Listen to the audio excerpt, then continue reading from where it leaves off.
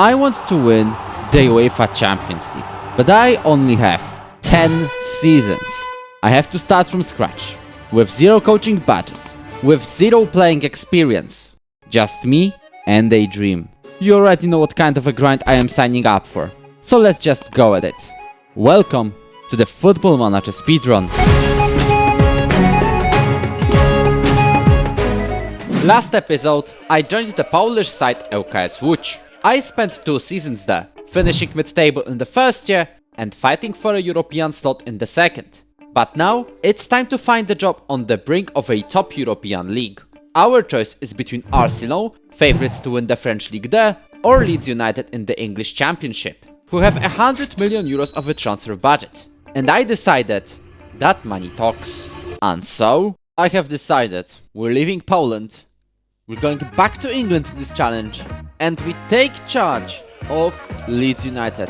Welcome to the Elland Road, as I'm looking forward to a new chapter, 1 or 2 seasons in Leeds, and then we go for the top job and try to win the Champions League. In the 1990s, Leeds United had a golden age. They won the last ever First Division, the English top flight before the Premier League, finished regularly in the top 5, qualified to the Champions League football and the UEFA Cup numerous times. But they spent the recent years mainly in the top half of the Championship with a short stint in the Premier League. In this save, the main goal for Leeds is to establish themselves in the Premier League.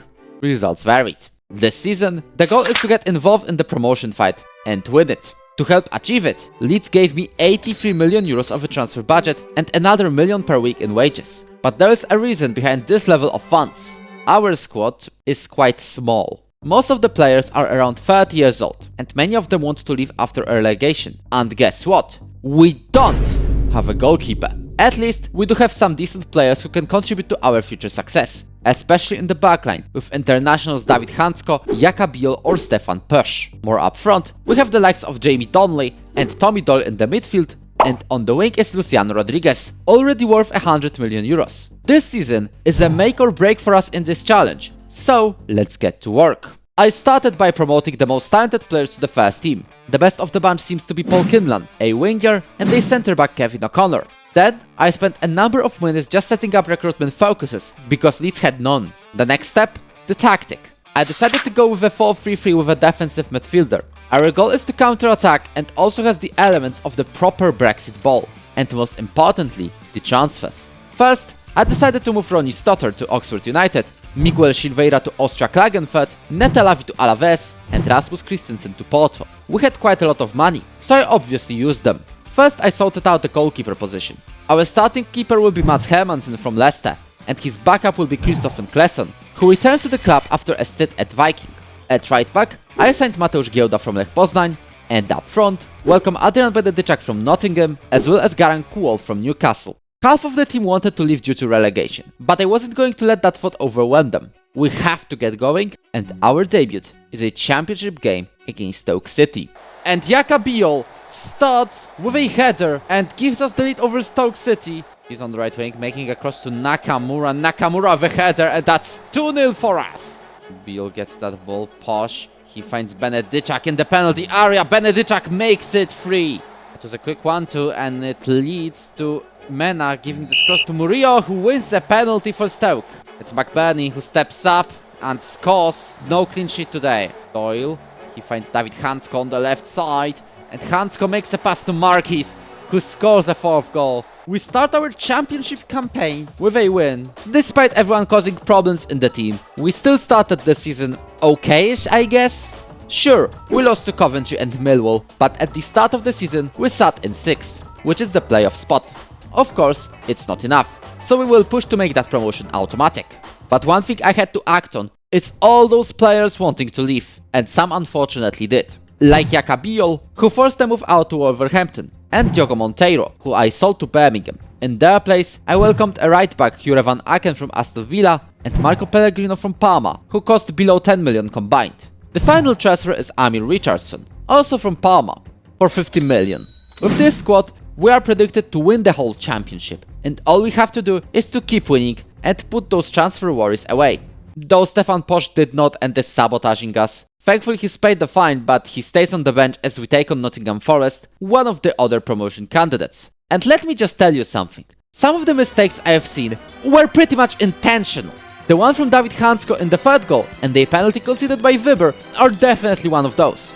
Even though Donley and Nakamura scored a goal each, we conceded 4 in total. And this was a proper clown show to say the least. After which, we fell outside the playoff zone. If we want to get back on track, we have to win over a fellow relegated side, Southampton. Finds Rodriguez on the right wing, he finds Squall no, but we're still in Southampton's area and we win possession back. Crook is not offside. One of the defenders broke the line. Harvard Bells, Meyer, Sanchez, and it goes to Tulo, who hits it into the near post. It looks like we are finishing with yet another draw. It starts to look like we're bouncing back. Slowly though. The only loss in October or November was against Sheffield United. The rest mostly wins, including those over other promotion candidates, Ipswich Town and Sunderland. At the start of December, we are 7th in the league, not a playoff spot. But all we need is a good run of form to get where we want. But December is also the most intense part of the season. And yes, that's us in the Carabao Cup quarter-final against Manchester City. We beat Lincoln City, Blackburn, MK Dons and Norwich on the way there. Those Nunez, he gets that ball to Taylor. Taylor enters the area and just misses. Lamptey finds Osimhen. Mateus Nunez has plenty of space and he uses that to open up the scoring. Osimhen with the ball. He's outside of area and he enters it, and that was way too easy for him. Marquis again advancing forward, but this time he's near the area. Benedicak, he now gets past the defender fully and he scores an equalizer against Manchester City. Marquis again. Bosagli gets that ball. Richardson. And somehow this ball finds Squall and he scores potentially a winning goal over Manchester City. The Manchester City manager is doing something here, but it does not matter. We've won over Manchester City. And turns out it's not the only good news this month. We also did pretty well in December in the league, with 2 wins over Birmingham, a win over Reading, Sheffield Wednesday or Watford.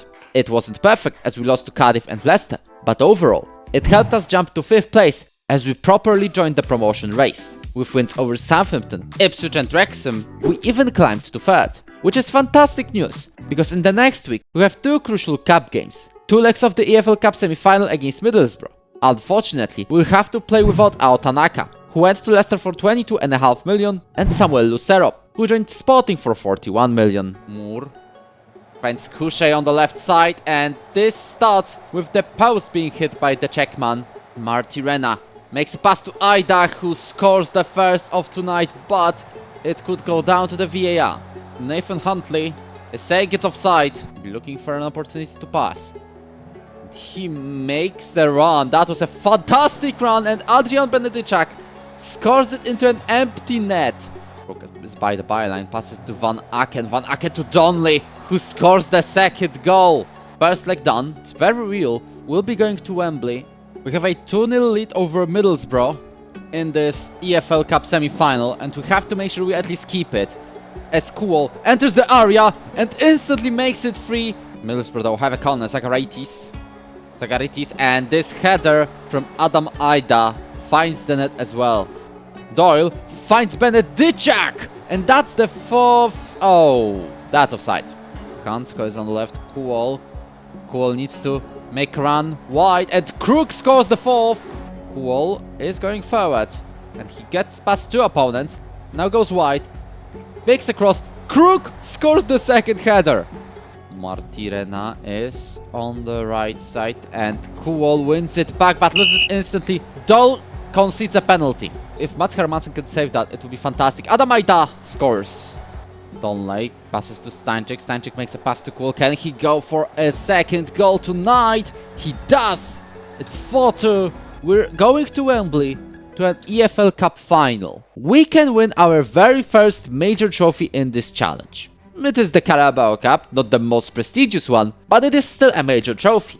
In the final, we will play Liverpool, who were meant to go to extra time against Bournemouth, but Karim Konate scored a 94th minute winner to send the Reds to Wembley. But we can still cause an upset. We can still claim a piece of silverware. And it's us in possession, but Hermansen launches a long one to absolutely nobody. But Ibrahima Konate makes a mistake. Benedicak with a chance has not left Liverpool in this save. Dembele finds Ferguson, and unfortunately the Irishman gives the Reds the lead. who launches Kuhl on the left side. And now Kuhl, the Australian, is cutting into the area, makes an individual solo run. What a run that was from the Australian. Liverpool's throw-in. Vets to Alexis McAllister. Karim Konate has the ball. Dembele was miles offside. I haven't seen the reaction of the assistant referee, but it's offside, it's confirmed. They have a corner. Szoboszlai. And Rafa Marin with a goal. As we win possession, Marquis, Doyle, passes it to Nakamura on the left side. He finds Rodriguez on the right, makes it close to Marquis, who equalizes it again, as we'll be heading into the extra time in the EFL Cup final against Liverpool. Cody Gakpo, who's been brought from the bench. Konate was offside. I just want to say Karim Konate was offside, and this means we have to wait for the referee's decision. It is. Rodriguez is on the right. He advances to the area. Kelleher easily catches it. Penalty shootout. The ref decided to just stop it here. I don't know why. Let's do this. Tommy Doyle starts the penalty shootout. And he scores against Kelleher. Next up is Dominik Szoboszlai, as he is going to score into the middle. And he also scores to the middle. Everyone is so nervous. They're scoring to the middle. Only Doyle went with a usual routine. Florian Wirtz versus Hermansen. Can our keeper do this? No. Wirtz with a perfect strike. Hanska. The Slovak scores. Big chance for him to score. Nakamura. And he uses his confidence to score into the middle. So many penalties into the middle today. Mats, just stay in the middle, please. Part of a chance you actually save it. Konate scores it. Jamie Donnelly, who steps up. Quick run in. It's Cody Gakpo versus Hermansen, and Hermansen saves it. We win the EFL Cup over Liverpool. We've somehow made it, and we win our first major trophy of this challenge. With this victory, we also guaranteed ourselves a chance to play in Europe. In this challenge, where we have to win the Champions League, we will start in the Conference League, but it's still something. Winning the cup is still brilliant, and it shows our potential, but that's just a bonus. The main task here is for us to get promoted. We lost 2 games before the cup final, against West Brom and Millwall, but Garang Kuhl showed up to score a winner over Bristol City, the other promotion candidate. With 12 games to go, we are 4th in the league, 7 points behind automatic promotion. Our goal is to nullify that gap. We will have to do it without Stefan Posch though, who missed training again before the EFL Cup final, so I sold him to Feyenoord. We unfortunately dropped points against Blackburn, but then we got important wins over Nottingham Forest and Crawley Town. The key game in this promotion race is against the team that leads the championship, Sunderland. Win, and we halve our gap to them. Break to Isidor Estevao. Brilliant run into our area, and he gives the lead to Sunderland. Craig is looking for a pass. Babadi. Hermansen had trouble saving that. Rodriguez will rush to it first. Van Aken. Rodriguez and Marquis scores an equalizer from this mess in the box. The ball goes to Bloom. Estevao. Bosagi, what have you done? Are you serious? And that's the third, and that's Joe Bellingham again. Marquis. Marquis advances. Marquis is on a 1v1 with the keeper. And that's 2-3. Cleared to Parker. And Alessi scores the 4th. This type of a performance is one of the reasons why we're not steamrolling the league and easily getting promoted.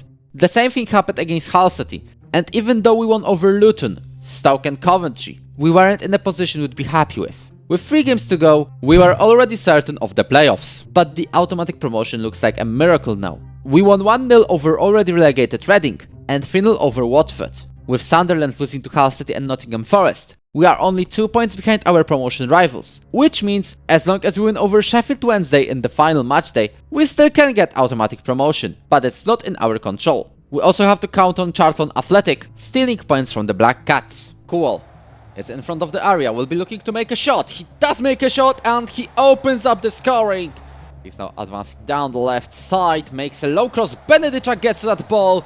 It's number 25 in all competitions for the Polish striker. Kuhl is pushing forward, looking for maybe a brace tonight. Kuhl with a second goal. It's a pass to Rodriguez. Rodriguez is looking to make a cross. Benedicta makes it 4 to Sadie. And Adrian Benedicta on the way to score a hat-trick. Unfortunately, we are not seeing a miracle in Charlton. as we are going to win over Sheffield Wednesday, but we are losing the promotion fight. So close, yet so far. Who knows, maybe if we got a couple of better results throughout the season, we would celebrate now. But we have to brush it aside anyway. We still have a chance of getting promoted. We just need to win the playoffs. Our semi-final opponents are Millwall, who finished this season on 6th. Donnelly makes it past to Nakamura. Nakamura with a strike hits the post, and somehow it hits through the head of Roberts, who scores an own goal with this one. And Bellegarde unfortunately puts it into the top bins. Already wasted 2 corner chances. It might be that we lose the goal again. Morgan to Parashiv, and this time it's going in. To Bellegarde. Hill. Bellegarde. Hill. Bellegarde enters the area. It's offside. It's offside this time. No, it's not. We're done. Absolutely abysmal performance. With this, we'll not get promotion. We still have 90 minutes, but I don't have any hope. But he first wins the ball back. And he's advancing past 2 defenders, makes a shot. And this is a 1-0. Kruk with a strike despite an injury. Hansko wins the ball back. Rodriguez now is in the middle. Passes to Donnelly. Donnelly back to Rodriguez. Rodriguez will be looking for a strike. 2-0! 2-0 against Millwall. Bellegarde passes it to Parashiv. He's already scored a nasty lob against us. And unfortunately, it's back to 2 goals deficit. Rain Adelaide. I mean, it's all or nothing tactic. Let's be real here. Rodriguez. Oh no! You are so stupid. Morgan now. He's crossing it to Stewart, and a lack of reflexes from Hermansen lead to this. During this campaign, we showed we are probably the strongest side in the championship. But what we lacked was that final push numerous times, which led to stupid losses and ultimately the lack of promotion. But at least we won our first major trophy, and time would show we also got the chance to claim the second. We also played in the FA Cup, where we started with a win against Rotherham, against whom Benedicak scored a hat-trick. Our opponents in the 4th round though were Chelsea. Despite the stature of the opponent, I still decided to start with a rotated squad. This game was between the League Cup semi-final matches. Andrei Santos gets the ball to Lavia, who passes it to Santos, who scores the first goal. A small pass to Lopez here, but he loses possession. Nkunku to Palmer, he plays to Santos, and Santos scores the second. Makes a pass to Posh. He plays it to Lopez. We have a ball sent to Kruk, and Firth, I think he was offside. Back to Kruk. Kruk advances to the byline, makes a cross to Benedicak, and that's a right now a consolation, but also the goal that gives us some hope here on Elland Road. Takes it, and Posh makes a pass to Weber, who somehow gives an equalizer. Santos is in the area. He'll be looking to make a cross to Retegui, and he does not score a hat-trick. We're playing it out from the back. Nakamura gets the ball. Imeri passes it to Nakamura. We've scored the 3rd goal 89 minutes in. The Japanese is a hero. It is a brilliant win for us. It showed our determination and our belief we can turn almost everything around.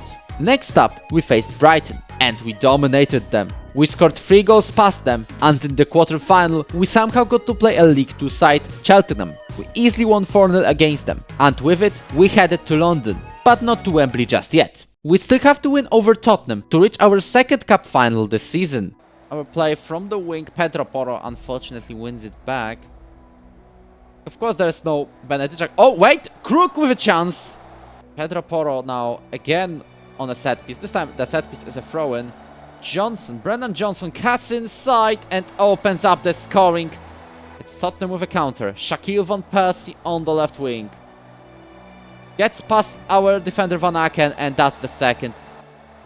Pedro Porro to Dukure Kulusevski inside the area. Shaquille Van Persie into an empty net. This season proved the potential of Leeds United. We won our first proper trophy in this challenge, which opens up an amazing chance to secure a job in the top 5 league. In March, I also secured the final coaching course and got a Continental Pro license, which will allow me to manage in a top tier club.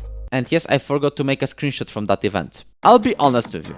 If we got promoted with Leeds, I did see myself sticking to the Whites for the rest of this challenge. But without the promotion, we have to move on. We only have 4 seasons left to win the UEFA Champions League, and we are not going to do so with Leeds, despite qualifying them to the Conference League. The only offer available now is the one from St. Pauli in the Bundesliga. Just over a week later, a job opened up at Bournemouth, who finished mid-table in the Premier League, but was below what you expect from Jurgen Klopp, who just lost his job. AC Milan also started looking for a new manager after Marco Rose left for Manchester United. The first team to respond was St. Pauli. The interview with them was smooth, and they also offered the job first, but I delayed it. This is my last resort option. Bournemouth were next, and they seem to be ambitious. The Cherries' chairman wants me to qualify for the Europa League and challenge for the Premier League by the end of this challenge, and that's what I like.